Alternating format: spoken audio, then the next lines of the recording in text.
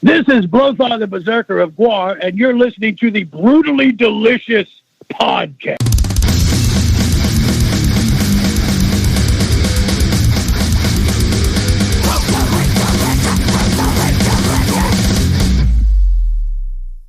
Hey, you are listening to the Brutally Delicious Podcast. I'm Bruce. And this is Rena from the band Silentium, here to stay. And this is Chris. And what you're about to hear is not suitable for young audiences. Really, or anybody? No, it's not really suitable for anyone. It is going to be good sex ed, at least, I think. We're going to be speaking with Blothar the Berserker from Gwar, who's here from Antarctica, doing interviews ahead of the show they have coming up here in Richmond on October 10th. All right, let's get him on the line. All right, man, let's get him. Oh, here we go. Hello, Blothar. Yes. Hey, Bruce Moore with the Brutally Delicious Podcast. Right. I got my partners here, Chris. Good. I got my partners, Chris and Rena, with me. How are you? Well, you know, I'm all right. I'm making it. That's good. That's good. It's nice to meet you, Blothar. Good to meet you. Did you know that here in Finland, where I'm from, we actually have a porn star by the name of Mr. Lothar? But I find his name so much more unimaginative than I do yours. Because, like, you know, porn star Blothar, that would be amazing. Right. And, you know, Blothar, I don't know. Hey, Mr. Lothar. Yeah, that is weird. Maybe I'll have to sue him. Yeah, there's some kind of copyright infringement going on there. Definitely. Sue his ass. But I bet you he doesn't have 4 of them, right? Probably doesn't have 4, you know, 4 what? I mean, I've got 4 others.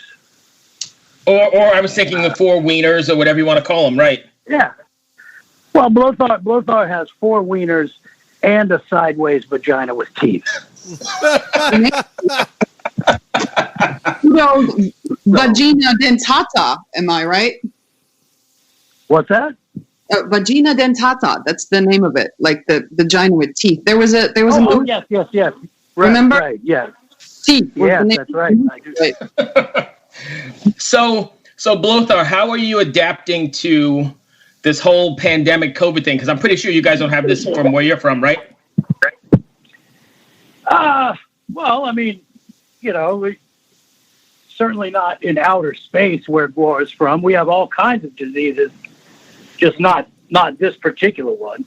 But you know, in Antarctica, we're proud to say that there have been very few reported cases on our continent.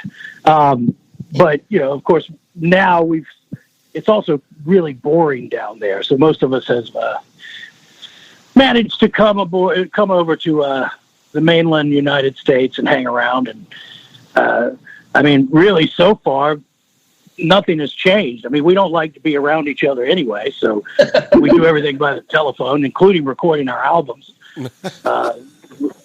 Pretty much just live in a big toilet paper fortress. Nice. Chris?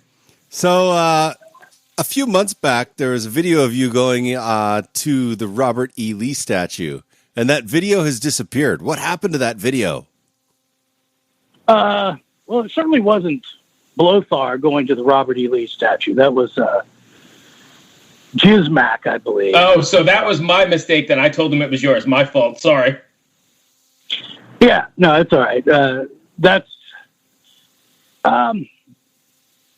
I'm not sure what happened to the video. I would have to dig around about that. I mean, it's probably has something to do with not wanting to step all over the message that was coming out around the time. Right. But you know, and it was a really weird thing. I remember that, you know, Gwar didn't ask for. We would never deign to ask for Odorous to be on Monument Avenue. And in fact, it's weird, when all this happened, we were writing a song about the monuments coming back to life. And then that. Yeah. And then just getting torn to pieces.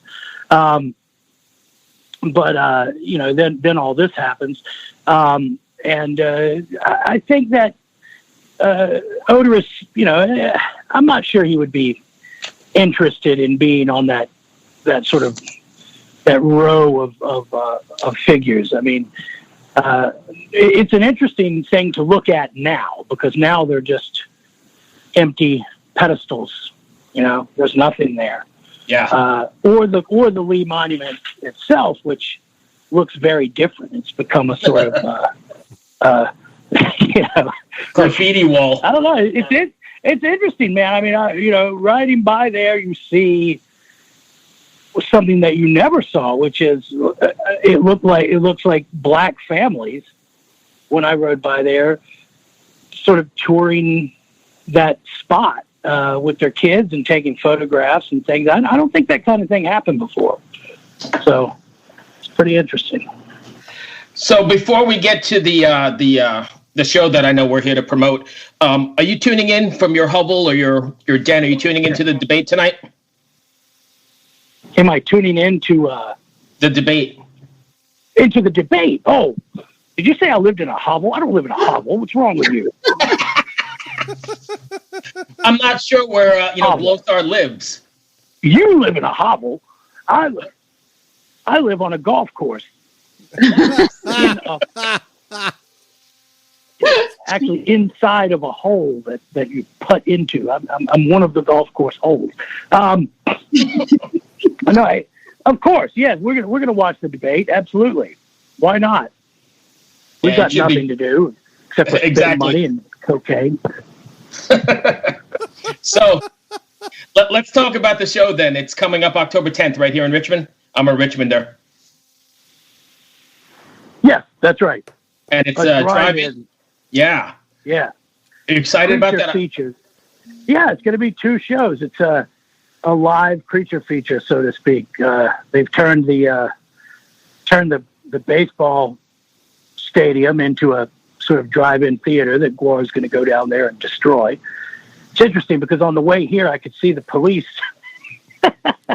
doing some kind of exercise in the very parking lot where we were going to be staging this thing. So I don't know what the hell they're getting ready for, but they were out there doing calisthenics and driving through cones.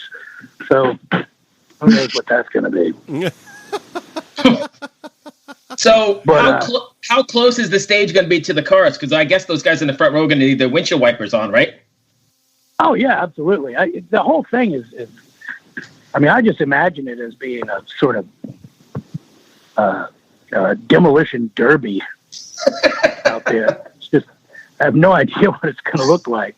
But yeah, they're gonna get close to the car, and or they're gonna get close to the stage with their as close as they can with their cars, I suppose.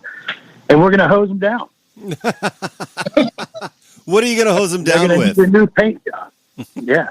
Well, we hose them down with what we have, blood, urine, semen, you name it. That's always good. Chris, I'm guessing you've never been to a Gwar show. I took photos of them in the pit last year or year before at Warped, and I was they hand out raincoats to the photographers. I was supposed to go see Gwar in Vancouver at the old New York Theater there, and I had tickets, and then I got the flu, so I couldn't go. That's the only opportunity I ever had. Well, I've only seen Poor Man's Gwar, which is obviously the Finnish band Lordi, which is, still monsters on stage, but no sideways vaginas and no erotica. So it's like an R-rated version, boring version. But you guys should... Extremely boring. But that Lordi makes Finnish people look bad. You should do something about that. They're really fun. I mean, we won the fucking Eurovision Song Contest with them, so don't you be... The Eurovision Song Contest is wonderful, but Lordi, I don't know. I mean, what I like is that the guy always does interviews just as himself, but looking like the Predator or whatever the hell that costume is. Right. No, it was supposed to be like a well-kept secret, like who's under the masks and so on. For a long time, he would just wear the mask and not do the interviews as well. but Right. the edge a little bit. Yeah. I guess that's the difference, though, because that's a mask and you're the real deal. Right. Absolutely. Probably. People are asking us if we're wearing our masks. We're always wearing masks. Right. Right. Yeah. When you're not in a hole at a golf course. Or a That's hovel. right. That's right. Right. Yeah. Okay, so what's one thing that's happened at a Gwar show that even surprised Gwar? Well, early on in our career, I remember that, when Gwar would roll into a town and people would see it for the first time, it was like someone checked a box somewhere in their brain that said, anything is permissible. You can do whatever the fuck you want. They would see us playing and then they would just lose their minds. That's why actually going to places where we've never been is probably our favorite thing to do, or at least my favorite thing to do. People react very differently to it. But one time I just remember doing a show and all of a sudden a guy threw up his artificial leg, like he just hummed it up on the stage. And that was very early on. We didn't really know what to expect. I mean, most people have, the band comes on stage and the women are out there showing their boobs and things like that. But an artificial leg, that's beautiful. An artificial leg, yeah. Yeah. I thought it was going to be something crazy, like, I don't know. I can't even think about how crazy it would be. But the artificial leg is there crazy. have been all kinds of crazy things that happen at a Gwar show. I mean, things that we've been attacked by giant robots. We've been, we've had a transforming robot, no less. We've killed a 20-foot tall dinosaur every night on stage. We've been roasted by the former Gwar woman, Slimenstra Hyman, as she blows fire all over the place. So I mean, all kinds of crazy things have happened. But when those the things that stick out to us are examples of humans behaving crazy, right? Like, yes. I can't imagine anything more romantic than a Gwar show. Me too. Because Me too. we've seen a lot of people just doing it. Just go ahead and just have sex. Right there in the crowd. Yeah, right there in the show. What a better place to do it? Fuck to the pit. So there's like generations of people conceived at Gwar audiences? Yes, right, exactly. There's a generation. There's nothing we like hearing better than "My grandfather loves you guys." And now, after your show, they'll say, right. "Is it true that I was conceived in the back seat of a car?" Yes, at a Gwar show. Right, that's coming up here at the Diamond, the first drive-in show. Right, conceived, but in the barricade of a Gwar show. I mean, it's pretty grim. Now, are you guys pumping the music through speakers, or are you going to be using like an FM transmitter? Oh, you mean like if we're going to be playing the show? That would be really interesting, wouldn't it? If everybody just had their own shitty little metal speaker like you used to have at Real Drive-In. Or if you tune in to like an FM radio station or an AM radio station and you hear Gwar. I don't think that's how we're going to do it. I think we've actually got, they roll their windows down and stick their heads out of their sunroof. And nice. I think that they're allowed to get out of their car.